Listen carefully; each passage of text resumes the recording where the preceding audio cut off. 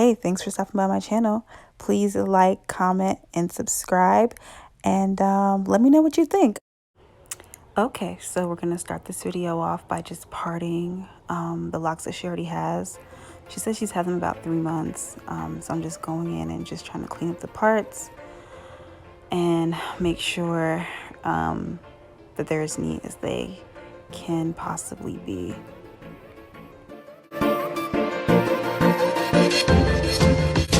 I've pinned the hair out of the way and I'm going to attach these locks in. I did not make these locks. I do make them, but these were locks of one of her family members that she just decided to add to her hair.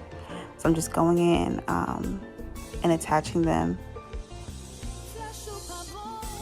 And after I go in and attach them like this, I crochet them in, do an instant lock method with the crochet tool.